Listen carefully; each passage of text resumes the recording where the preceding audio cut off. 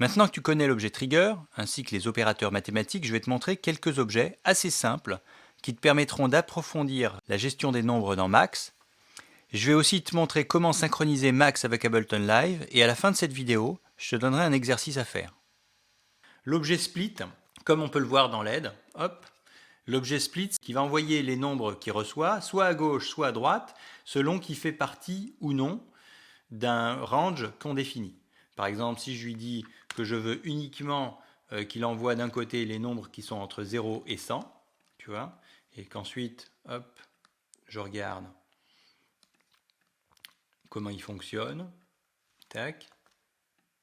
On se rend bien compte que quand je suis en dessous de 0 ou au-dessus de 100, il envoie tout à droite, alors que quand je suis entre 0 et 100, 0, 99, 100, entre 0 et 100 inclus, il l'envoie à gauche. Ensuite, il y a tous les opérateurs qui permettent de comparer les nombres. Par exemple, là, ce signe-là, tu le connais, tu l'as appris au collège, rappelle-toi. Ce signe-là, il veut dire supérieur à. Donc en fait, ce petit objet, il va juste déterminer si un nombre est supérieur à un autre nombre. Par exemple, est-ce que 2 est supérieur à 6? Non, ce n'est pas le cas. Est-ce que 12 est supérieur à 6? Oui, c'est le cas. Donc là, il envoie un 1. Est-ce que 4 est supérieur à 6? Non, ce n'est pas le cas. Là, il envoie un 0. Donc tu peux cliquer sur l'aide de cet objet et tu verras, il y a plein d'objets qui sont similaires et qui permettent de compléter ces fonctions-là. Et puis l'objet select. L'objet select qui permet en fait, lorsqu'il sélectionne, lorsqu'il reçoit quelque chose qu'il est censé sélectionner, par exemple je lui demande de sélectionner les chiffres 1, 2 ou 3. Donc il va me mettre 4 sorties là. La première sortie, elle va envoyer un bang s'il reçoit 1, la deuxième s'il reçoit 2, la troisième s'il reçoit 3. Et la dernière, elle va envoyer tout ce qui correspond ni à 1, ni à 2, ni à 3. Alors, pour voir si ça marche, je fais comme ça, hop, tac.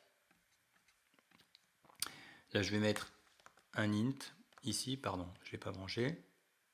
Hop. Donc, si j'envoie 1, il envoie un bang à gauche, 2, il envoie un bang juste à côté, 3, il envoie un bang en troisième sortie, et si j'envoie quelque chose d'autre, eh bien, il le sort complètement à droite, ok ? Ce select, il va être assez utile. Imagine, tu fais un séquenceur et tu veux que dans certaines situations, par exemple, à la mesure 28, tu veux qu'il se passe quelque chose. Eh bien, tu vas mettre select 28, et puis, au moment où le 28 va être annoncé, eh ben, tu vas le brancher sur ce que tu veux qu'il arrive. Le métro, je te l'avais déjà montré.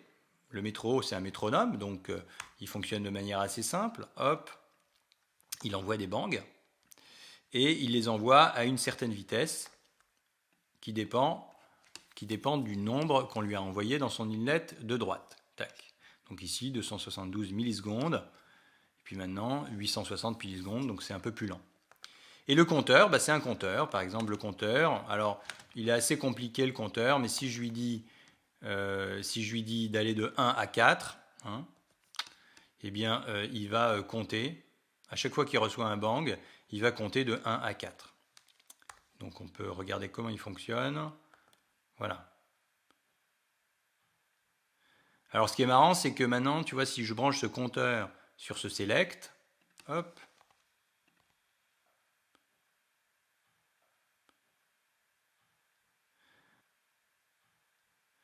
eh bien, on a une sorte en fait de séquenceur qui commence là.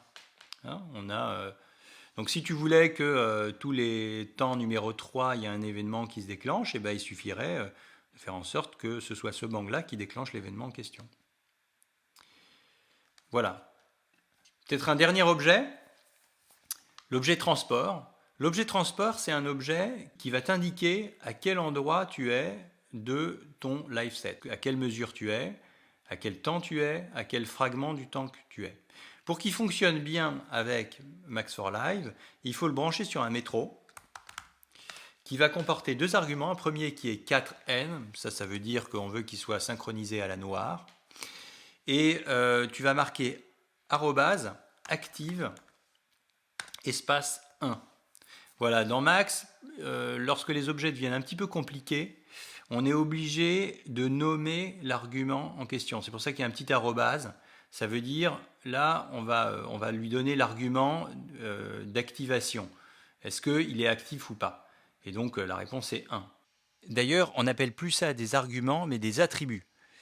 Les attributs, c'est la même chose que les arguments, mais il faut nommer l'attribut avec un arrobase avant de donner la valeur qu'on souhaite lui attribuer. Dernier détail, pour qu'il n'y ait absolument aucun décalage entre Ableton Live et ton patch max, il faut que tu ajoutes un attribut à ton objet transport. Donc cet attribut, c'est clock source. Et il faut que tu mettes clock source espace live. Voilà, de cette manière, la source de l'horloge, en fait, sera Ableton Live et commandera ton patch max. Et il n'y aura aucun décalage. C'est ce que je t'ai préparé un petit peu sur ce patch-là. Donc on va tout de suite voir comment il fonctionne parce que ça ne va fonctionner que dans le cadre d'Ableton Live. Donc il faut que je ferme mon patch et que je lance Ableton Live. J'appuie sur Play. Voilà, et tu vois que là, hop, on a un transport qui fonctionne et qui envoie les numéros de mesure et les numéros de temps. Voilà. Alors, l'exercice que je te propose, c'est le suivant. Je voudrais que tu fabriques un petit séquenceur, que tu mettes ici, là, dans tes pistes, de la musique que tu veux, que tu mettes un certain nombre de clips remplis de musique, des clips MIDI, des clips audio, comme tu veux, que tu en mettes une dizaine, une douzaine, le nombre que tu veux.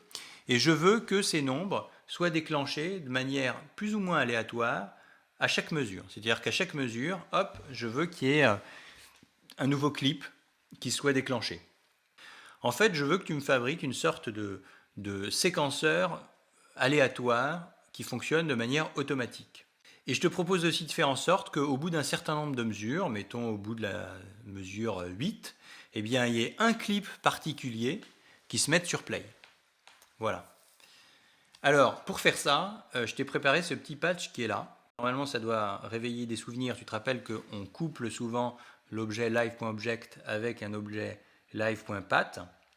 Et quand on appuie sur Fire, eh bien, il va allumer ou lancer l'enregistrement du clip qu'on a décidé. Par exemple, ici, c'est la piste 1, le clip qui est dans le slot 1. Tac. Donc, il est là, puisque rappelle-toi, on compte à partir de 0. Donc, la piste 1, c'est celle-ci. Le slot 1, c'est celui-là. Donc, si je mets quelque chose, hop, dedans, et que j'appuie sur Call Fire, hop, il le lit. OK ?